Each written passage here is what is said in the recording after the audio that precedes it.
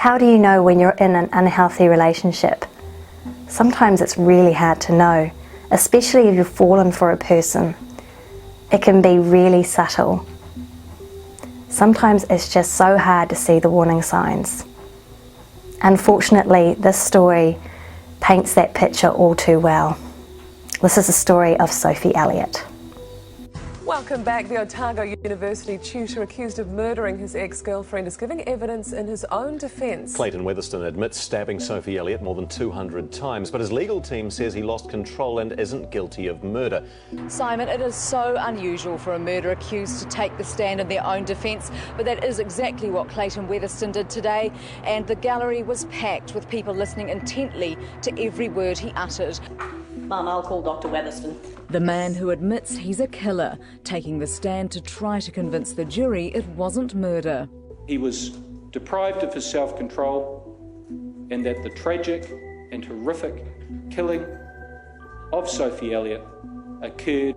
That he lost it that way because of who he is, an obsessive and insecure personality who admitted asking previous girlfriends how he compared. I was after an ego boost for me.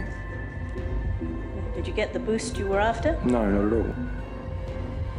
So what you did in the middle there was systematically mutilate her body. I can't believe we are talking about this. Were you not listening, Mr. Bates?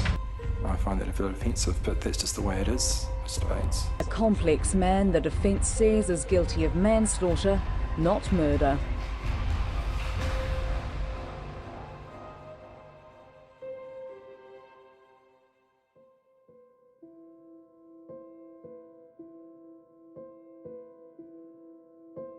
Born the 11th of June 1985 to parents Gil and Leslie, Sophie Elliott excelled in most things.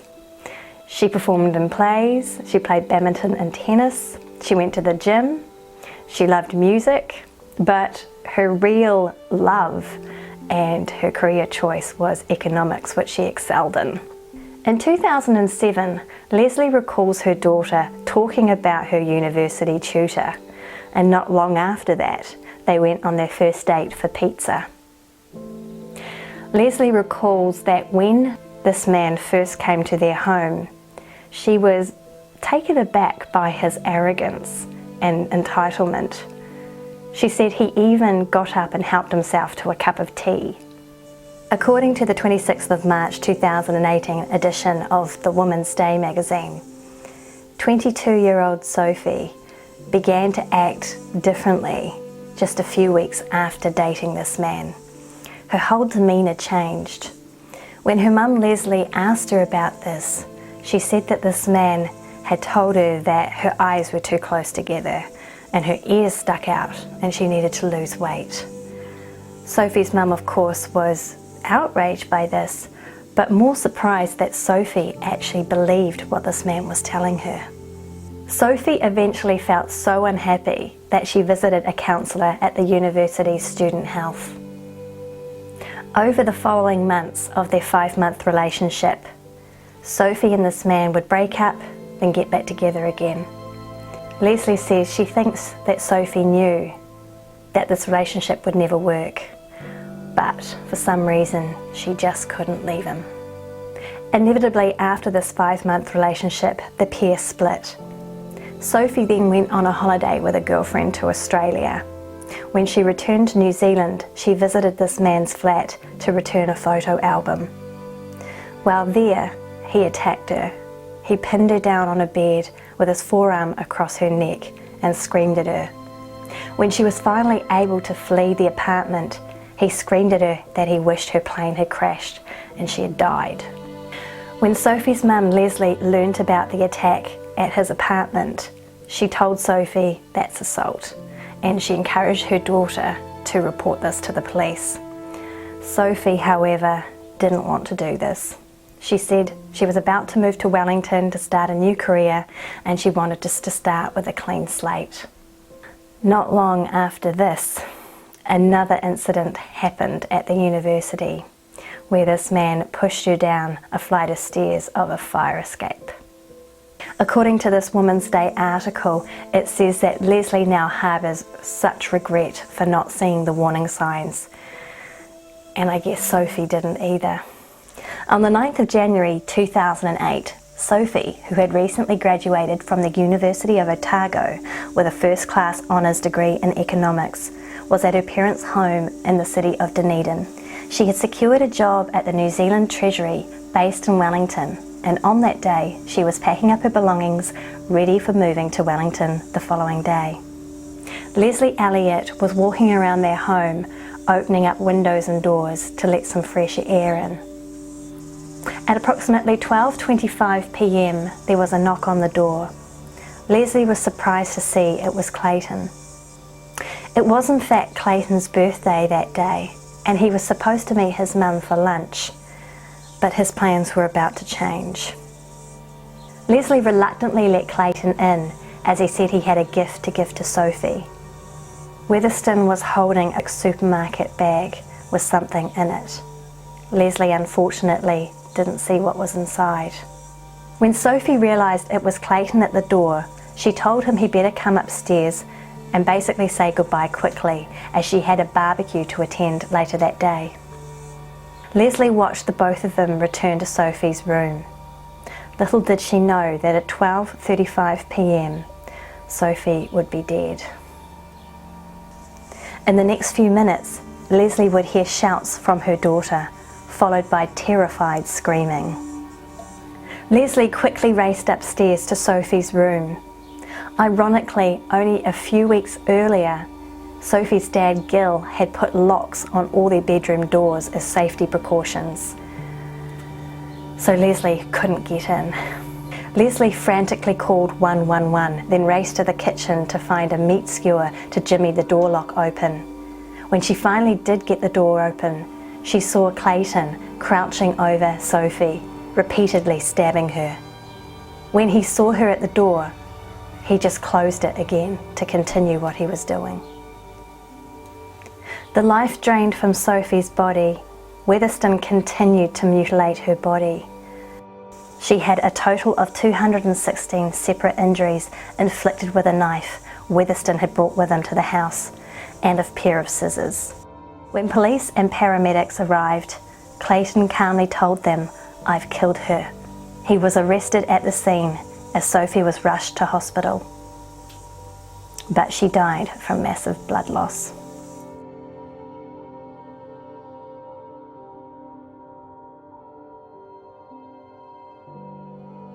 Why did you cut parts of both her ears off? I don't know.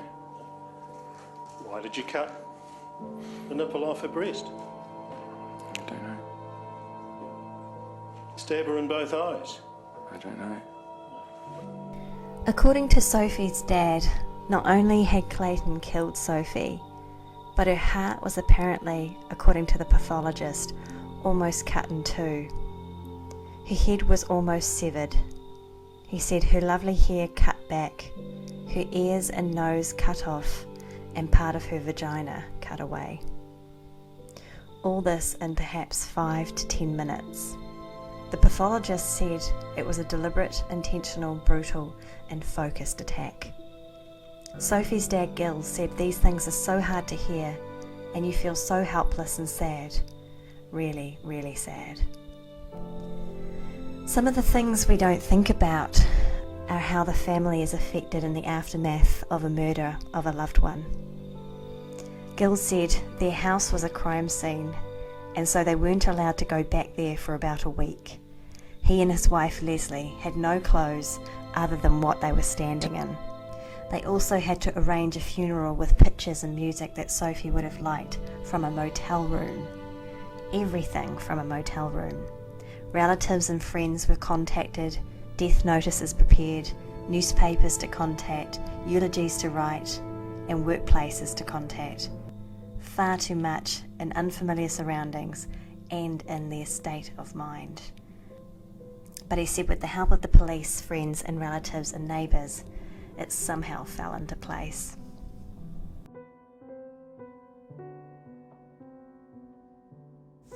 Clayton Robert Weatherston was born on the 9th of January 1976. Clayton had an apparently normal Kiwi upbringing. So what turned this intelligent, popular man into a killer? People looked up to Clayton for his academic ability. He was a leader in his field and had a bright future. He was the youngest of a family liked and respected in the Dunedin community. But he also had a dark side. He put people down, was violent with at least one former girlfriend, and showed signs of what psychiatrist experts would call grossly narcissistic behaviour. So was there anything in his background that could have explained such murderous rage? The Weatherston family, Euleen and Roger Weatherston, and their children, Angela, Gareth and Clayton, are well known in the Dunedin suburb of Green Island. Euleen described the family household as easy and happy. She said her son never showed any inclination towards anger, but was anxious and found any new activity or change, such as starting a new school or leaving home, stressful. At Green Island Primary School, Clayton quickly became, in his own words, a big fish in a small pond. He was reading at the level of a 12 or 14-year-old at the age 6. His mother Euleen said her son enjoyed a good circle of friends, from his rugby team in particular. Clayton actually played on the wing for his rugby club team and helped it to a 5-year unbeaten streak. But he had problems such as bedwetting as a child. Another was his poor eyesight. One of Clayton's friends, Jason Milford, said he found Weatherston an awkward sort of person. Weatherston's obsessiveness and arrogance started to show as he approached the end of high school. He worked furiously to try to reach the highest of standards he set for himself, and eventually he got them, winning Dux of the school and finishing top of his year in all but one subject. But it was not enough. This desire to get perfect grades became the reason for Clayton's extreme anxiety, and would become a hallmark of his 13-year university career. If he didn't think he would get an A+ grade, he would simply pull out of sitting the paper. On the 20th of July that year, Clayton visited Dr. Stuart McMain at the university's Student Health Centre for the first time. They discussed his anxiety and how he was fragile in the face of a challenge. It was around this time that Clayton started taking Prozac. In 2002, one of Clayton's dissertations got the mark of an A, not an A+. Weatherston admitted he cried in front of the secretary. He said, "For me, it was the best piece of work that I had done in the whole degree." In May 2004, he began a new relationship. More than anyone else, she saw both sides of Weatherston's personality. A former girlfriend of murder-accused Clayton Weatherston has told a jury he once attacked her. And he kicked me in the back and in the ribs, and then I travelled across the floor, and next thing I knew he jumped on the back of my neck. She said he could be kind and generous, but she often saw his mean streak too. He at times could have a very nasty mean streak, and he did it on various occasions, say fairly demeaning things to me. Clayton told the court he believed he could have killed her in the incident. This woman also found out how quickly Weatherston could swing to extremes of mood. After they had parted but remained friends, she accidentally sent him a romantic text message meant for someone else. Clayton again lost it, this time ranting and slamming the car door. But the next thing, he was back asking her to come to his office to reconcile. By 2007, Clayton's relationship with Elliott was progressing. His scholarship money for his PhD studies were fast running out. He says he was feeling lonely, and he was anxious to secure a lectureship position that had become available in the economics department. A former friend of Clayton's said he built an empire around himself during 2007, where he was the king. This man said his whole circle of friends was based around relatively newish PhD students. Sarah Forbes, a postgraduate marketing student who had just arrived in Dunedin and knew no one, was someone who benefited. We thought she had a borderline personality disorder. Yes, he actually said that a few times during the conversation. The witness had only met Sophie once, at Weatherston's graduation party a few weeks before. She told the defence Sophie had seemed possessive and jealous. It was almost as if she was bad-mouthing him at his own party? Yes. On December 27th, 2007, Clayton lashed out. It may be what was a final warning of what was to come. Sophie wrote in her diary, "Lord, I hardly know where to start. Clayton assaulted me. When I went to leave, he went absolutely psycho. No exaggeration at all, I assure you. He told me I'm a fucking horrible person. Everyone hates me, I'm fucking ugly, and he's never liked me, etc. while pinning me down with his entire body on his bed." Clayton accepts he held Elliott down on his bed and shouted at her, but of course his account of this event is a lot more minimised.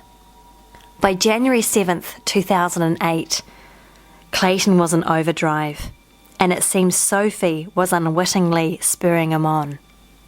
Sophie visited Clayton in his office to give him a cheque for a window she had damaged at his flat. According to Clayton, Sophie wound up becoming physically aggressive with him and said, "Now we're even." Clayton spent all day on January the 8th venting to a series of friends about Sophie. A friend of Clayton's said at a friend's barbecue that night he seemed fairly normal. This friend said he showed up with a new girl he was seeing and everything seemed fine. By the morning, his birthday, Clayton has swallowed another 3 Prozac tablets and gone to work. Sarah Forbes had coffee with him before noon that day. Forbes said she brought up the subject of Sophie, asking if Clayton had heard from her. Clayton just said no and changed the subject. However, Sophie was on Clayton's mind. At 11:37 a.m. that morning, he looked at photos of Sophie on her Facebook page. Clayton says he went to Sophie's home simply to return gifts and say goodbye before she moved to Wellington the next day. Some people believe that Clayton's dark side was dominant from at least the moment he left his university office that day. The fate of self-confessed killer Clayton Weatherston is now in the hands of the jury. Are you lying, Mr. Bates? This man is not normal. I can't believe we are talking about this. Were you not listening, Mr. Bates?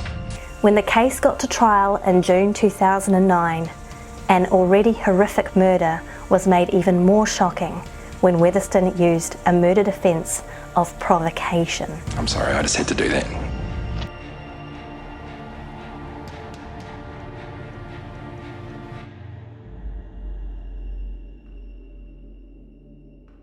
An article in the Otago Daily Times describes how the provocation defence played out in the court, and this article was by Kay Sinclair on the 21st of July 2009. In the article it says Clayton's lawyer Judith Ablett-Kerr told the court by the time Clayton killed Sophie, he was like a coiled spring. She said that he acted spontaneously. It was horrific but spontaneous. And this happened because of what had occurred in their relationship over those 5 months. And it was because Sophie had triggered Clayton. Ablett-Kerr said Sophie made insulting remarks about Clayton's family, that she responded to his accusations of infidelity, and the need for her to get STD tests, and at this point Sophie lost the plot herself. Ablett-Kerr said that Sophie yelled, "F you, Clayton," and attacked him with a pair of scissors, knocking off his glasses. That what occurred was that as a result of provocation, he was deprived of his self-control, and that the tragic and horrific killing of Sophie Elliott occurred. The Crown argued there was no downward spiral in Clayton's condition. He simply made the decision on January the 9th to kill Sophie. If you're taking what happened on the 9th of January with Sophie, there was allegations that she had made the first abusive attack with a pair of scissors. Well, up until a month or so ago, that we'd never even heard of that, and it didn't happen. I know it didn't happen. I wasn't actually in the room when the attack first started, but I know from the time span and from being there and hearing and seeing Sophie that she made no attack on him whatever. Clayton was also worried Sophie would tell her supervisor at the university, Robert Alexander, about the incidents on December 27th and January 7th. Sophie confided in Robert regarding Clayton's behaviour. Clayton was clearly worried about Sophie's relationship with Robert. Well, he clearly regarded himself very highly. Alexander didn't agree. He was someone who had gone considerably down in my academic estimation after I read his thesis. Elliott also told him Weatherston often called her fat and stupid, and he once pushed her down some stairs and told her that he wished her dead, that he now had a new girlfriend who was 5'10" and such a big step up from her. In a New Zealand Herald article from the 1st of July 2009, a former girlfriend of Clayton's who had name suppression said she received a letter from him. I am also sorry that such a horrible person has been glorified in the media. That is our society, sad face. He's talking about Sophie Elliott. The letter dated just 5 days after he stabbed the 22-year-old to death. His ex-girlfriend also told the jury about Clayton Weatherston's desire to keep his public image solid and controlled, and that he was obsessed with his appearance, that he spent a lot of money on clothes and spent more time looking in the mirror than she did. What I find interesting in this case is Clayton's lawyer, Judith Ablett-Kerr's approach to this case. She said, common sense would tell you this man is not normal. She then went on to say, but is not a psychopath, not a schizophrenic, not on P or methamphetamine. He went on stabbing her long after she was dead. That is not the action of a man who is normal. It was the action of a man who's lost the plot. But a man could act in a focused and directed way and still not have self-control. Does that make him a safe person to be in society? I'll let you decide that one.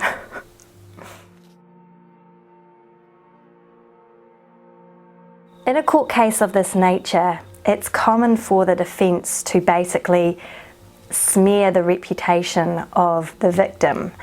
Unfortunately, in this case, Clayton's lawyers portrayed Sophie as promiscuous and the type of person that would make cruel jokes about their sex life to her friends. Sophie got very drunk one night and ended up in bed with a person called Yes. And Sophie met up with a Dutch person, I think he's been described as Danish. And you're aware that that encounter was also involved sexual intercourse taking place? Yes. and yet another man in Dunedin. And you're aware that that developed into a sexual relationship? Yes. Was married? Yes. Erin Vanderwater also said her friend used to tell her about the abuse and mockery she received from Clayton Weatherston. He listed each thing individually. He told her to look at how disgusting she was. He mentioned her breasts, her stomach, her bum, and her hair. Almost all parts of Sophie Elliott's body that were mutilated when she was stabbed to death. Juliet Speedy, 3 News. On the 26th of July 2009, at the High Court in Christchurch at approximately 11:20 a.m, the jury found Clayton Weatherston guilty of the murder of Sophie Elliott. After 4.5 hours of deliberations, the jury decided Weatherston was guilty of murder, provoking cheers from some members in the public gallery. Weatherston's been remanded in custody and will be sentenced on September the 15th. 33-year-old Clayton Weatherston received a life sentence with a minimum non-parole period of 18 years. And what do you want to happen to Weatherston? don't necessarily think life for life. I don't believe in capital punishment per se, but I do think that his freedom should be taken for life. I will never be able to forgive him for what he's done. He took away a very precious part of our family. He took away a precious life, and I can't forgive him for that. Old schoolmates of Clayton's have said there was no support for him. In fact, his friend Dean Moiahu said he definitely has to serve his time.